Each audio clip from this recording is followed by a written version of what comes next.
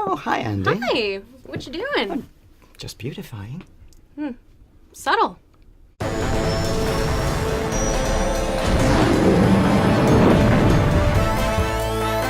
This week on the Star Wars Show, Andy sits down with Marvel Comics editor Jordan D. White. We strap in for some high-speed Star Wars trivia and much, much more. Now, from the Lucasfilm headquarters, it's the Star Wars Show. Hello, I'm Peter Townley. And I'm Andy Gutierrez. Welcome to the Star Wars Show, or as will now be known as, the internet show responsible for the Anthony Daniels set decorator credit on IMDb. Did he get a credit for that? You'll have to watch the end of the show to find out. Let's go to the news.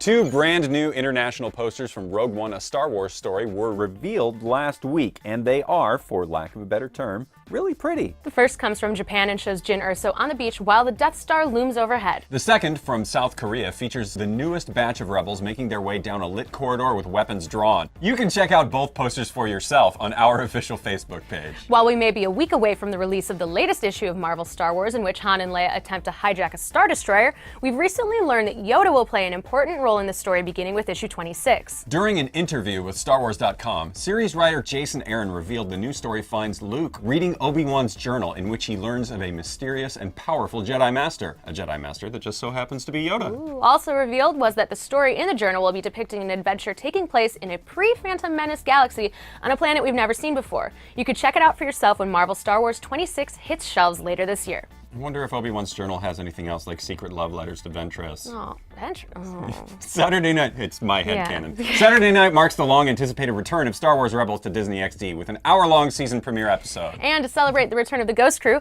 the Star Wars Show has managed to get our hot little hands on an exclusive, never-before-seen, unless you were at the Star Wars Celebration Europe Rebels panel, clip from the season premiere. Enjoy.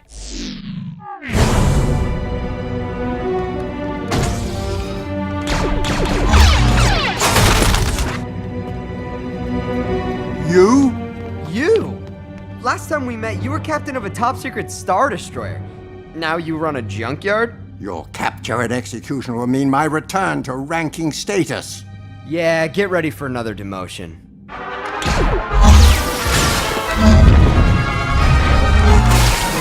I'm asking nicely.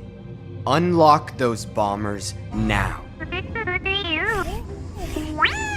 Welcome back to the Star Wars Show. Today we are joined by editor from Marvel, Jordan D. White. Thanks for coming by, Jordan. It's my pleasure. Thanks for having me. What exactly does a comic editor do? I work with everyone involved in making the comics at every stage of the way to make sure that the work is done well and on time, basically. So first, I'll work on casting the book by coming up with who we want to have work on it as a writer, as an artist.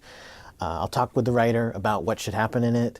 They'll write a script, I'll read it, I'll give them notes on it, we'll go back and forth like that. Once it's a script that we all can agree on, we pass it to an artist. They'll turn in pencils, we'll give notes on those if we need to.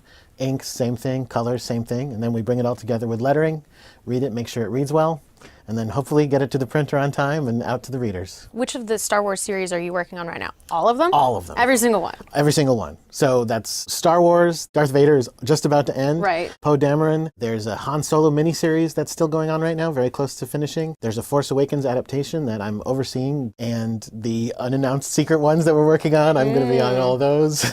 What's the process like for working on a Star Wars book? Is it different than other titles you've worked on with Marvel? It's only different in that we'll work with Lucasfilm at every stage. So every time we get in a script, after I've read it and I've given my notes on it, we send it to publishing here and they send it to Story Group. And then we get notes from all of them that we can incorporate in. And they'll talk to us about things that might be touching on things that are happening in other media, in other movies or in animation, going, oh, can you not do that part? Or, hey, why don't you use this character from another story or from another thing? That would fit really well. The Darth Vader series is ending its 2-year run very soon. Do you have any personal highlights from that series? Because it was a really good one. Yeah, I love that series. It's so wicked. I love it. It's so dark and sinister, but like in kind of a still fun and funny way. Right. Kieran Gillen, I have often said, we lucked out because we got an evil genius to write this book. Recently, I've been thinking a lot about the character of Thanos, Inspector Thanos, who is this brilliant detective, basically, working inside the Empire. I mean, I don't want to spoil too much, but the scene when he confronts Darth Vader about the secrets he's figured out is so amazing. I really love that scene. Thank you so much for stopping by. It's my pleasure super again. fun to talk. Thanks so and much. I can't wait to see what you guys have in store for the future. Wait till you read Darth Vader 25. It's going to blow you away. Oh, awesome, awesome. And you guys stick around. We'll be back with more Star Wars Show in just a moment.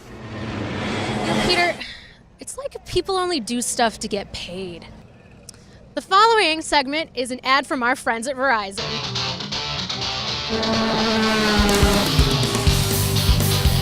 We're here at the Sonoma Raceway for the Verizon IndyCar Series because someone thought it would be a good idea to put us on a racetrack. Star Wars is all about things going fast, spaceships, pod racers. Sure, it's a natural connection. Yeah. So they are going to strap us in and we are going to answer some Star Wars trivia. What are we in for? I love this racetrack because it's very difficult to get right. It's quite slippery. You might experience up to 4 Gs. Unleash the beast inside of you. And use the Force. And use the Force. All right, guys, I feel the need for some Star Wars trivia.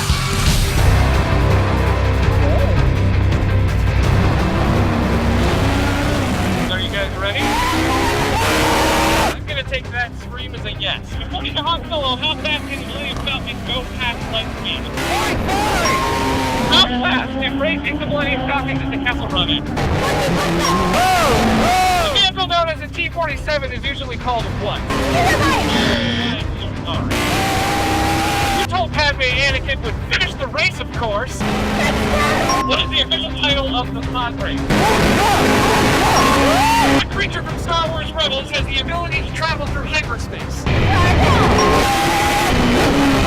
What is the top speed of a pod racer? To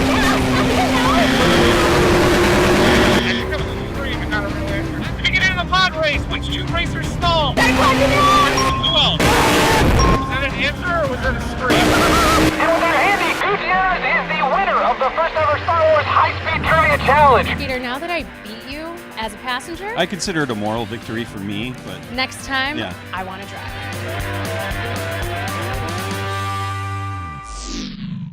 Now that was pod racing. You have been wanting to say that all day. I know.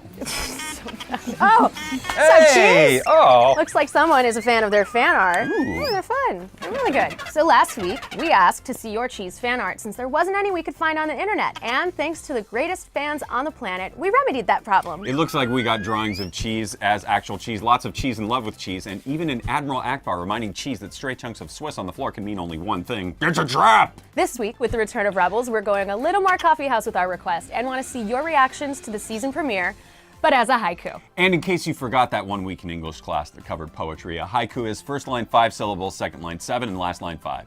Here, I'll do one. Grand Admiral Thrawn is back on Star Wars Rebels. I'm excited. Submit your poetic reactions to Haiku for Hera, and we will read our favorites here next week. And while you're here, make sure to check out the Star Wars After Show presented by Verizon, where I, along with my panel of Lucasfilm employees and Star Wars superfans, break down all the happenings in this week's episode of the Star Wars Show. Watch it this Thursday and every Thursday on youtube.com/Verizon. Finally, in rapid high-speed succession, so we don't miss a single plug, remember to like the video, subscribe to the channel, follow us on Facebook, Twitter, Instagram, and Google+. Check out our Tumblr, Vine, our fantastic website, StarWars.com, or download our award-winning app. Thanks for watching, and may the Force be with you.